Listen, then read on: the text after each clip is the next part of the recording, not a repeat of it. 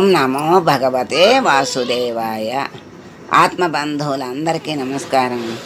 విష్ణు సహస్రనామంలోని 692వ నామం వసురేతాహ.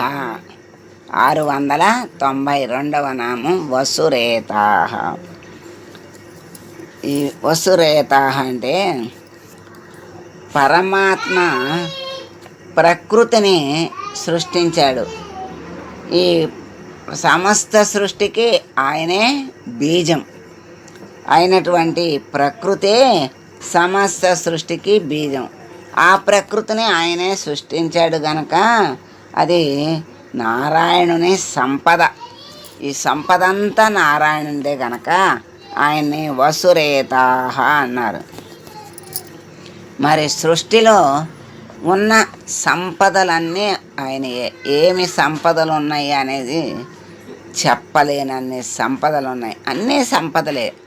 ఎందుకంటే మనకి పంచభూతాల్లో ఉన్నటువంటి మరి జలము, పృథివీ, అగ్ని, మరి ఆకాశము, వాయువు ఇవన్నీ కూడా ఈ సృష్టికి మూలం. అటువంటి గొప్ప సంపదని ఆయన సృష్టించాడు. ఈ పంచభూతాల నుండే సృష్టి మొత్తం వచ్చింది. అందుకే దాన్ని ఈ సృష్టి చక్రంలో జీవుడు, ఈశ్వరుడు, జగత్తు, ఈ సృష్టిలో ఉన్నవి మొత్తం ఈ మూడు. అంటే జీవుడు, ఈశ్వరుడు, జగత్తు. జీవేశ్వర జగదుత్పత్తి చక్రం అంటారు. అంటే ఈ మూడు ఎలా వచ్చినాయి అనేది ఆ చక్రంలో చెప్పబడింది. ఈ సంపదలు మరి ఈశ్వరుడు అంటే ఆ ఈశ్వరుణ్ణి సృష్టించాడు. ఆయన త్రిమూర్తుల్ని సృష్టించాడు. ఆ త్రిమూర్తుల ద్వారా సృష్టి చేయించాడు. స్థితి కారకుడిని విష్ణువుని చేశాడు. లయకారకుడిని శివుణ్ణి చేశాడు. మరి ఈ సృష్టి అంతా కూడా పంచభూతముల నుండి సృష్టి వచ్చింది. ఈ సృష్టిలో ఉన్న సంపదలన్నీ పరమాత్మ యొక్క సంపదే. పంచభూతాలు సృష్టిలో ప్రతిదానిలో ఉన్నవి అనేది మనకి ఎలా తెలుస్తుంది అంటే శబ్దము, స్పర్శము, రూపము, రసము, గంధము, ఈ మూడు ఈ పంచభూతముల యొక్క లక్షణాలు. ఈ పంచభూతాల యొక్క లక్షణాలు ఒక దాంట్లో ఉన్నవి అని తెలుసుకోవాలి అంటే ఇట్లా తడితే శబ్దం వస్తుంది, అది ఆకాశం. మనకి స్పృశిస్తే పట్టుకుంటే గట్టిగా ఉందా, మెత్తగా ఉందా, లేకపోతే ఒక మాదిరిగా ఉందా, అటు ఇటు కాకుండా ఉంది అనుకుంటాం కదా మిశ్రమంగా. అలా స్పర్శకి తెలుస్తుంది వాయువు. ఒక రూపం ఇట్లా ఉంటుంది రూపం అనే ఆ వస్తువు యొక్క రూపం అవగాహన అవుతుంది అగ్ని వల్ల. జలం వల్ల రుచి తెలుస్తుంది. వస్తువులకు రుచి ఏముంటుంది అని అనుకుంటాం. ప్రతి దానికి కూడా రుచి అనేది ఉంటుంది. కాగితం ఉంది, పుస్తకం, దాన్ని నోట్లో పెట్టుకుంటే దానికి ఒక రుచి ఉంటుంది. కర్ర ముక్క ఉంటుంది, దానికి ఒక రుచి ఉంటుంది. ఇప్పుడు ఇవన్నీ చెట్ల నుంచి వచ్చినవే కదా, చెక్క ముక్కలన్నీ చెక్కలతో చేసిన ఇవన్నీ. మరి ప్రతి చెట్టుకి ప్రతి రుచి ఉంటుంది, ప్రతి ఆకుకి దాని రుచి దానికి ఉంటుంది. అట్లా జలము రుచి ద్వారా మనకి తెలుస్తుంది.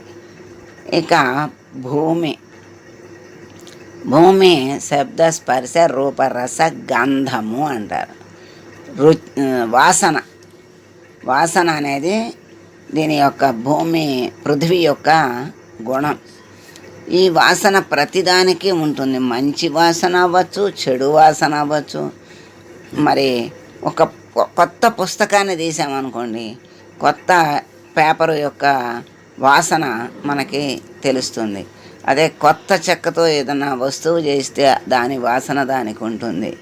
మరి ఒక పదార్థం, తినే పదార్థం ఏది తయారు చేస్తున్నా దాని వాసన దానికి వస్తుంది. అట్లా ప్రతి దానికి వాసన అనేది ఉంటుంది. అది పృథివీ యొక్క లక్షణం. ఈ పంచభూతముల యొక్క సృష్టి ఈ జగత్తు. జగత్తు అంటే మరి ఇదంతా మొత్తం కనపడే సృష్టి అంతా కూడా జగత్తు అన్నారు. ఈ జగత్తుని నడిపేది ఈశ్వరుడు, జగత్తులో నడిపించేవాడు ఈశ్వరుడైతే నడిచేవాడు జీవుడు. ఈ విధంగా మూడు ఉన్నాయి కదా. ఈ జగత్తు అంటేనే దాని యొక్క అర్థం జ అంటే పుట్టేది అనే అర్థం, గా అంటే గతించేది అని అర్థం. అంటే ఒక్క జగత్తులో అర్థం ఎంత ఇమిడి ఉందంటే ఒక్కొక్క అక్షరానికి ఒక అర్థం ఉంటుంది. ఆ అర్థం బట్టి మనకి దాని పరమార్థం తెలిసిపోతుంది. అది తెలుసుకుంటే కదా తెలిసేది. అర్థం, పరమార్థం, మరి అంతరార్థం అన్నీ తెలిస్తేనే దాని యొక్క స్థితి తెలుసుకుంటాడు. తెలుసుకున్నాక కూడా దాని నుండి విడిపడాలి అంటే ఈ జగత్తు నుండి, బంధాల నుండి ఎంత వచ్చిపోయేదే, అశాశ్వతమైనదే అని మనకి ఆ మాటలోనే, జగత్తు అనే మాటలోనే తెలుస్తోంది. దాంట్లోనే మనం ఉన్నాం, ఆ జగత్తులోనే మనం ఉన్నాం జీవులుగా. మరి అందరూ అన్నీ కూడా జీవులేంటి, వస్తువులేంటి అన్నీ కూడా వచ్చిపోయేవే, ఉండేది ఏదీ లేదు శాశ్వతంగా. అటువంటి సృష్టి చేసినటువంటి స్వామి వసురేతాహ. ఆయన ఈ సృష్టి మొత్తానికి ఆయన బీజం. బీజం ఎంత ఉంటుంది? మర్రి చెట్టు యొక్క మర్రి చెట్టు ఎక్కడుంది అంటే మర్రి బీజంలో ఉంది. బీజం ఎంత ఉంటుంది? చాలా చిన్నగా ఉంటుంది. ఆ చెట్టును చూసినప్పుడు మామూలుగా మనం ఏమీ ఆలోచించకపోతే ఏమీ ఉండదు. అదే ఒక అవగాహన చేసుకొని కొంచెం ఆలోచిస్తే ఎంత చెట్టు అంత చిన్న బీజంలో నుంచి ఎలా వచ్చింది అనే ఆలోచన వస్తుంది. అట్లా మరి ఈ సృష్టి అంతా కూడా ఆయన సంకల్పమాత్రంగా చేయగలడు ఆ స్వామి. ఆ సంకల్పమాత్రంగానే ఈ సృష్టి మొత్తాన్ని కూడా మరి ఆయన చేయగలడు. ఆయన సంపదే ఇదంతా, ఆయన యొక్క మూలం ఆయనే, బీజం. అటువంటి ప్రకృతికి సంపద, ప్రకృతిలో అనేక సంపదలు ఉన్నాయి. అందుకే ప్రకృతిలో మనకి అనుభవించవలసినటువంటి సంపదలు ఎన్నో ఉన్నాయి. ఆరోగ్యాన్ని, ఆనందాన్ని ఇచ్చేటువంటి సంపదలు ఎన్నో ఉన్నాయి. అవన్నీ ఈరోజు ఒకప్పుడు ప్రకృతిని ఆస్వాదించేవాళ్ళు, అంతా ఆనందంగా హాయిగా జీవితాన్ని ఆరోగ్యంగా గడిపేవాళ్ళు. ఆ ప్రకృతి నుండి వికృతిలోకి, అంటే మరి యాంత్రిక జీవితంలోకి, యంత్రాల మయంలోకి వెళ్ళిపోయి ఆ ప్రకృతిని ఆస్వాదించలేక ఈ మరి యాంత్రికము, యంత్రాలు అంటే ఎయిర్ కండిషన్లు, మరి ఎయిర్ కూలర్లు, మరి మిక్సీలు, గ్రైండర్లు, మొత్తం అన్నీ యాంత్రికమే. ఈ యాంత్రికంలో పడి ఆ యంత్రాలను వాడుకుని మరి ఆరోగ్యం పాడు చేసుకుని, అంటే వాళ్ళ జీవితానికి మరి ఇది లేకపోతే, మనిషికి శ్రమ లేకపోతే ఆరోగ్యం ఉండదు. శ్రమ ఉంటే ఒళ్ళంతా కదిలి చక్కగా నాడులన్నీ చైతన్యవంతమయ్యి ఆరోగ్యంగా ఉంటాడు. అది ప్రకృతి ఇచ్చిన వరం ఒకప్పుడు. ఆ ప్రకృతి ఇచ్చిన వరాన్ని మనం దాన్ని స్వీకరించలేకపోతున్నాం. ఇప్పుడు యాంత్రిక యుగంలో ఉన్నాం. అందుకని హాయిగా కూర్చుని పనులు లేక, అలసట లేక, ఆరోగ్యం లేక అందరూ కూడా ఆవేదన, ఆరాటం ఎక్కువైపోతుంది. మరి భగవంతుడిచ్చిన సంపదలన్నీ కూడా మరి ఉత్తమమైనవి. ఆయన చక్కగా అందరికీ అన్నీ ఇచ్చాడు, అన్నీ అనుభవించటానికి వీలుగా వాటన్నిటినీ సృష్టించి జీవుణ్ణి సృష్టించాడు పరమాత్మ. ఎందుకంటే జీవుణ్ణి ముందు సృష్టిస్తే సంపదలు ఏమీ లేకపోతే ఎలా బ్రతుకుతాడు? అందుకని అనుభవించటానికి అన్నిటినీ ముందు సృష్టించి చివరికి జీవుణ్ణి సృష్టించాడు.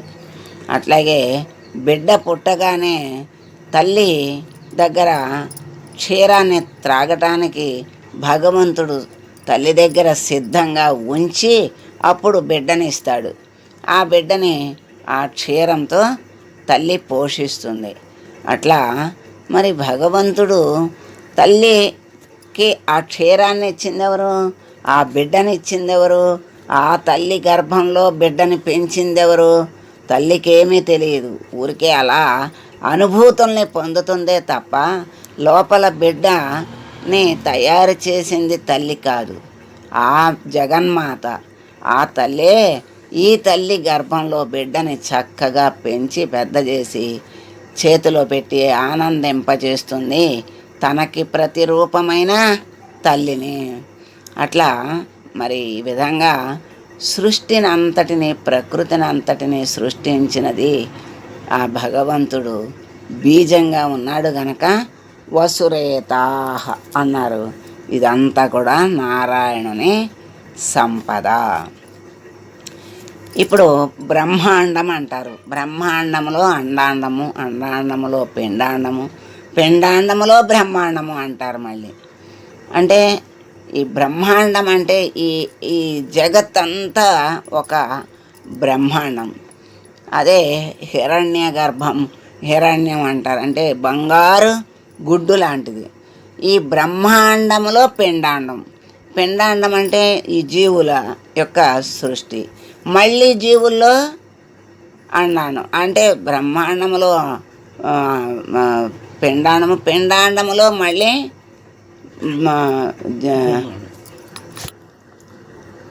ఈ జీవిలో మళ్ళీ లోపల అంతా బ్రహ్మాండం అంతా నిండి ఉంటుంది కదా. అందుకనే ఇది ఒక చక్రం లాంటిది. అందుకే ఇక్కడ బంగారమే వీర్యంగా గల స్వామిని వసురేతసుడు అన్నారు శంకరాచార్యుల వారు. ఆ విధంగా బంగారమే వీర్యంగా కలిగిన స్వామి గనక వసురేతసుడని శంకరాచార్యుల వారు వ్యాఖ్యానించారు. దేవ పూర్వమావహ సృష్ట్వా తాసు వీర్యమపాసృజత్ తదండమభవత్ హైమం బ్రహ్మణ కారణం పరం. భగవంతుడు మొదట దేన్ని సృష్టించాడు అంటే జలాన్ని సృష్టించాడు. సృష్టించి దాంట్లో ఆయన వీర్యాన్ని ఉంచాడట. అది ఒక బంగారపు గుడ్డుగా తయారైంది. దాంట్లో నుంచి విధాత బ్రహ్మగారు సృష్టింపబడ్డారు అని వ్యాసుల వారు చెప్పిన స్థితి అన్నమాట ఇది. అంటే వసురేతాహి ఆయన చెప్పినది. తన దివ్య తేజస్సే తన అవతారాలకు కారణంగా గల స్వామి గనక వసురేతసుడు అని పరాశర భట్టరు వ్యాఖ్యానించారు.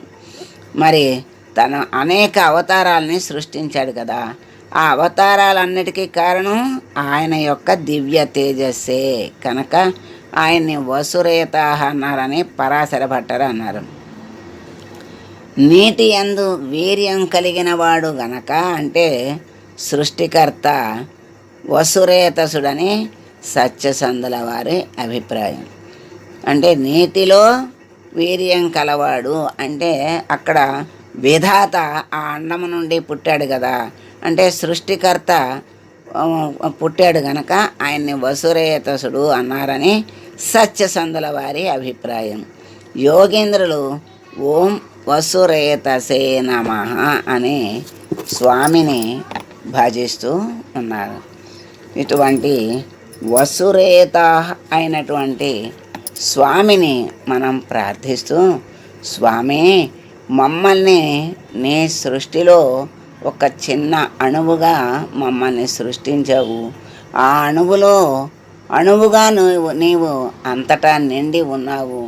ఆ నిండి ఉన్నటువంటి అంతర్యామిగా ఉన్న నిన్ను ఈ జగత్తంతా నీ సృష్టి అని నువ్వే నిండి ఉన్నావనేటువంటి జ్ఞానాన్ని మాకు పరిపూర్ణంగా తెలియజేసి దానిలోనే ఆ జ్ఞానములోనే పరిపూర్ణంగా నడిపించి మమ్మల్ని నీ దరికి చేర్చుకో స్వామి అని వేడుకుంటూ మంగళం పాడదాం. మంగళం కౌసలేంద్రాయ మహనీయ గుణాత్మనే సర్వలోక శరణ్యాయ సాధురూపాయ మంగళం. ఓ